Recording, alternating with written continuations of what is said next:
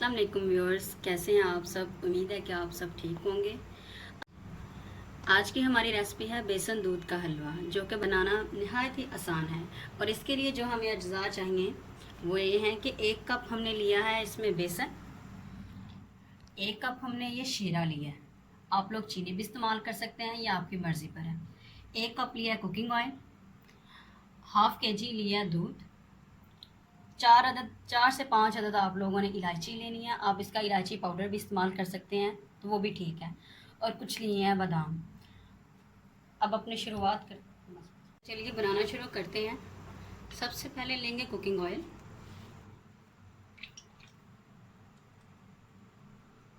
ये हम डाल चुके हैं। इसके बाद लहसुन, अब इसको हिला करना शुरू करेंगे और इसको तब तक मिक्स करते रहेंगे जब तक कि इसके लम्स वगैरह ख़त्म ना हो जाएं। और इस बात का आपने बहुत ख़ास ख्याल रखना है, क्योंकि ये हलवा ऐसा कि साथ में चिपकने में इसको देर नहीं लगती, तो आपने इसको साथ साथ चम्मच को हिलाते रहना है। इसको आप कलर चेंज होने तक और अच्छी खुशबू जब तक नहीं आती तब तक इसको पकाते रहेंगे। इसको हम मीडियम टू लो फ्लेम पर पकाएंगे।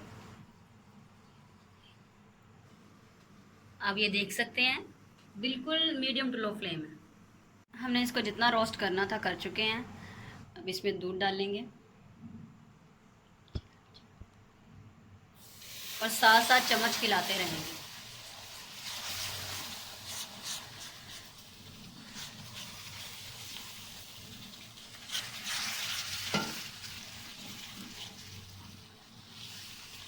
इसको हमने इस तरह चम्मच हिलाते रहना है कि इसका कोई लम्स ना बने। लम्स जब तक ख़त्म नहीं हो जाते तब तक हमने इसका प्रॉपर चम्मच चलाते रहना है।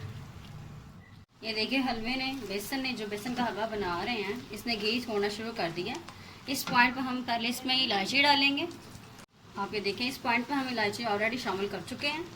अब इस शामिल करेंगे हम शीरा, जो कि हमने पहले तैयार किया हुआ था। इससे पहले शीरा डालने से पहले हमने इसे 4 से 5 मिनट तक पकाया था। अब शीरा डालने के बाद भी इसको 4 से 5 मिनट तक पकाएंगे।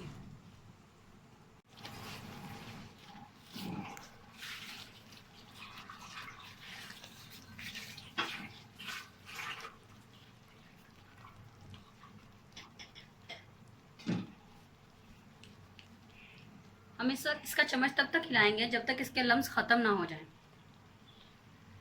तो आप देखें इसको हम तब तक पकाएंगे जब तक ये घी ना इसका निकल आए और ये हलवा जो सा बर्तन को छोड़ ना दे। यानी अभी इसके साथ थोड़ा बहुत ये चिपक रहा है, वो इसका चिपकना ख़त्म हो जाएगा इससे। तो जब तक इसका घी नहीं निकल, चम्मच मुसलसल हिलाते जाना है। अब देखें अभी भी इसका घी नहीं निकला। आप देख सकते हैं कि दूध डालने के इसका कलर कितना लाइट हो चुका है। इसको मज़ीद पकाएंगे ताकि इसका कलर अच्छे से आ जाए।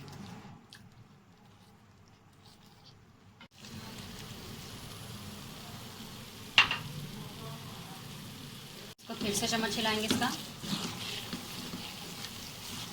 ये देखें घी भी निकलना स्टार्ट हो चुका है और इसने पैंदे को भी छोड़ना शुरू कर दिया, बल्कि छोड़ चुका है। इसको थोड़ी देर और कुक करेंगे। देखें ये पक चुका है। अब इसको मज़ीद 1-2 मिनट के लिए और पकाएंगे और इसको निकाल लेंगे। ये देखें घी भी छोड़ चुका है हलवा। ये मुकम्मल घी ये छोड़ चुका है, ये हलवा तैयार हो चुका है। अब इसको हम किसी भी मोड में डाल सकते हैं ना। इसके लिए मैंने खुद ये चूज़ किया है, एक थाली ली है। आप किसी भी और सांचे में इसको डाल सकते हैं। इसको ठंडा होने के लिए इसके अंदर डाल देंगे हम।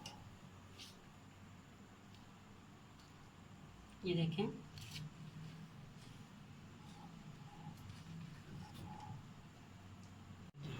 ये देखें इसके अंदर कंप्लीट हलवा मैं डाल चुकी हूँ।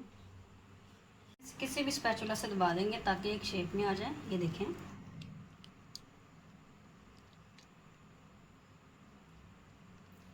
ये बहुत मज़ेदार और टेस्टी सा दिखने में ही लग रहा है, तो खाने में कैसा होगा। मैंने इसको सांचे में डाल लिया हुआ है। अब मैं इसको रखूँगी रूम टेम्परेचर पे 1-2 घंटे के लिए। आप लोग इसको फ्रीज़र में भी रख सकते हैं या आपकी मर्ज़ी पर है। इसको ठंडा करने के लिए रखना पड़ना है आपको।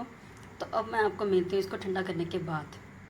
ये देखिए रूम टेम्परेचर पर हमने ये हमारा हलवा जो सा वो सेट हो चुका है। अब हम इसे काट लेंगे।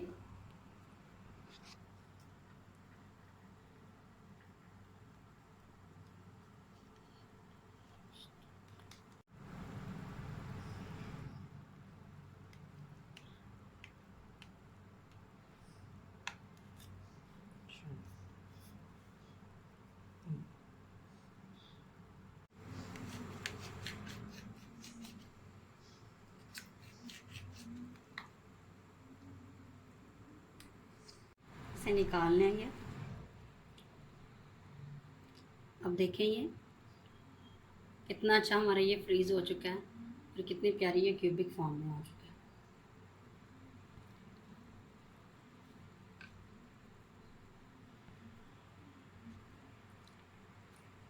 बाकी के सारे पीसेस निकाल लेंगे। अब आप देख सकते हैं कि हलवा हमारा रेडी हो चुका है। अब देखें हमने इनको क्यूबिक फॉर्म में काट लिया हुआ है। ये देखें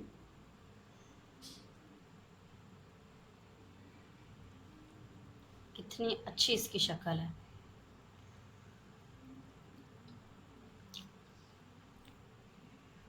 जितना ये देखने में लजीज है उतना खाने उससे भी ज़्यादा लजीज है।